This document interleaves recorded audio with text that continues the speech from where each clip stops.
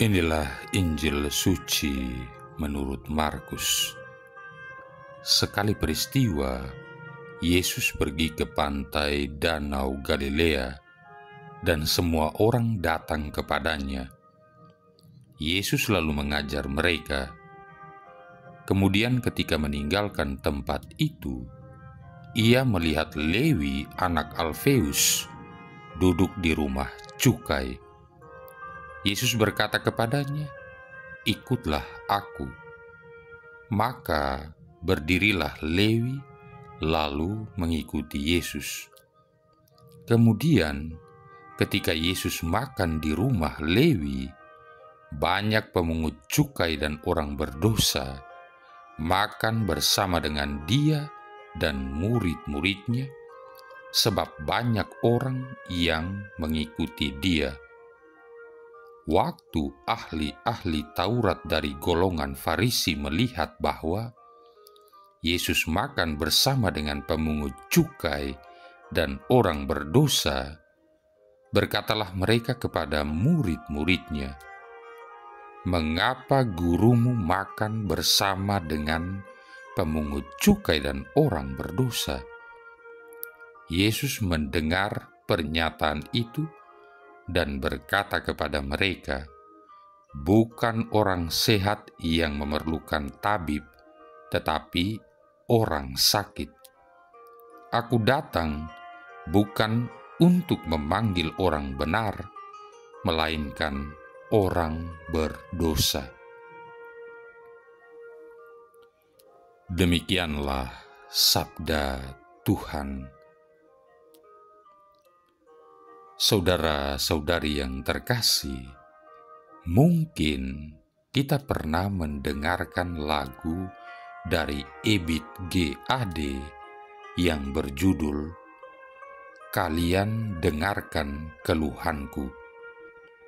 Bunyi syair lagu itu demikian, "Dari pintu ke pintu, ku coba tawarkan nama, demi terhenti tangis anakku dan keluh ibunya. Tetapi nampaknya semua mata memandangku curiga, seperti hendak telanjangi dan kuliti jiwaku. Apakah buku diri ini harus selalu hitam kelam? Apakah dalam sejarah orang harus jadi pahlawan, sedang Tuhan di atas sana tak pernah menghukum dengan sinar matanya yang lebih tajam dari matahari? Kemanakah sirnanya nurani embun pagi, yang biasanya ramah, kini membakar hati? Apakah bila terlanjur salah akan tetap dianggap salah? Tak ada waktu lagi benahi diri, tak ada tempat lagi untuk kembali dari keterasingan ke bumi beradab, ternyata lebih menyakitkan dari derita panjang. Tuhan, tolonglah batin ini agar tak gelap mata, dan sampaikanlah rasa inginku kembali bersatu." Syair lagu ini menunjukkan kepada kita beberapa hal ini. Yang pertama, penghakiman manusia seolah-olah berlaku seumur hidup. Yang kedua, sesama manusia seakan-akan tidak memberikan kesempatan kedua bagi mereka yang memiliki masa lalu kelam. Yang ketiga, ada kebijaksanaan yang ditemukan dalam syair lagu ini, yaitu justru orang yang disingkirkan, yang mempunyai masa lalu kelam itu berdoa agar dia tidak ikut-ikutan berbuat jahat, tidak gelap mata, dan tidak mendendam pada mereka yang sudah menyingkirkannya.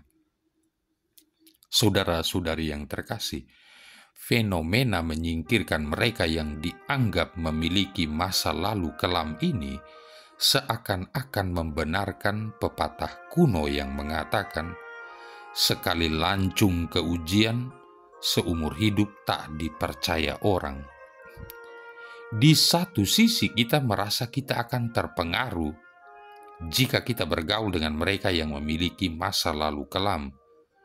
Tetapi di sisi lain kita melihat sikap Tuhan yang terbuka kepada siapa saja, bahkan terhadap mereka yang dicap sesat, berdosa, dan sebagainya.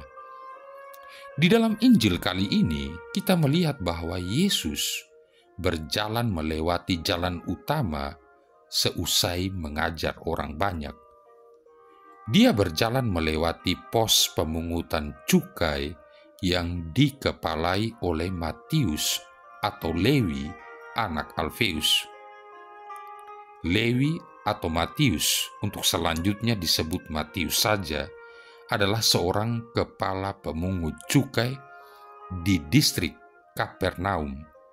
Kita bisa bandingkan dengan Sakeus yang juga seorang kepala pemungut cukai di distrik Yeriko. Matius sebagai seorang pemungut cukai tentu amat sangat dibenci oleh masyarakat kala itu. Mengapa? Mari kita lihat sistem penarikan cukai yang dilakukan saat itu. Pemerintah Roma memberlakukan penarikan pajak bagi daerah-daerah taklukannya. Pemerintah Roma menswastakan penarikan pajak ini. Artinya, pemerintah Roma tidak menentukan standarisasi berapa pajak yang harus dibayarkan warga. Oleh sebab itu, para pemungut cukai ini bebas menentukan bea cukainya. Pemerintah Roma sengaja memilih orang-orang pribumi dengan asumsinya adalah orang-orang pribumi lebih tahu siapa-siapa saja yang mesti bayar pajak dan lebih tahu adat kebiasaan di masyarakat. Nah, di setiap distrik ada satu kepala pemungut cukai yang bertugas di sana. Kepala pemungut cukai ini boleh mempekerjakan anak-anak buah untuk mempermudah tugasnya. Para anak buah ini memungut cukai dari warga, lalu sebagian diambil mereka sendiri dan sisanya diserahkan ke kepala pemungut cukai. Sebelum diserahkan ke raja wilayah, uang itu juga diambil sebagian, lalu sampailah di tangan raja wilayah. Dan tentu saja diambil juga sebagian dan akhirnya sampai di tangan pemerintah Roma. Bisa kita bayangkan berapa banyak pajak yang ditarik dari warga jika di setiap aras jabatan uang itu dinikmati oleh penguasa. Hal inilah yang memicu kebencian dari masyarakat. Para pemungut cukai menarik biaya yang besar dan cenderung memeras. Selain itu, mereka juga bekerja menarik pajak walaupun hari Sabat. Mungkin Matius dan kawan-kawan merasa amat biasa dicemooh, tidak dianggap, dan dikucilkan dari masyarakat Yahudi. Saudara-saudari yang terkasih, lalu Yesus melihat Matius dan mengajak dia, katanya, "Ikutlah aku."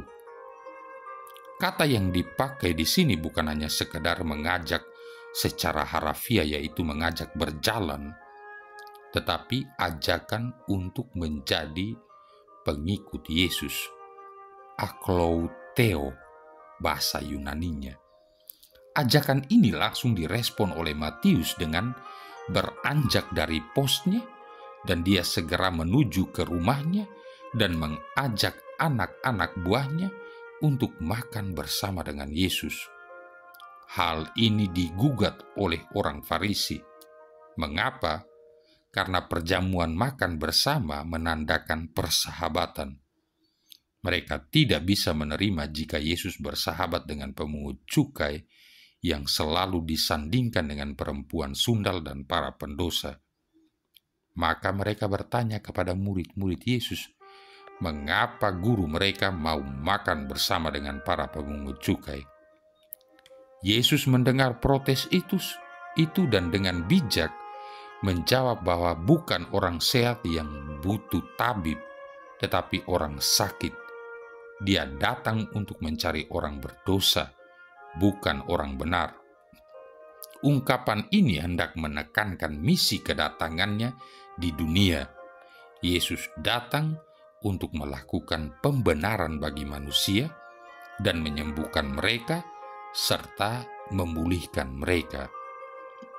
Saudara-saudari yang terkasih, sikap yang ditunjukkan oleh Yesus adalah sikap seseorang yang membuka pintu rekonsiliasi dan rehabilitasi.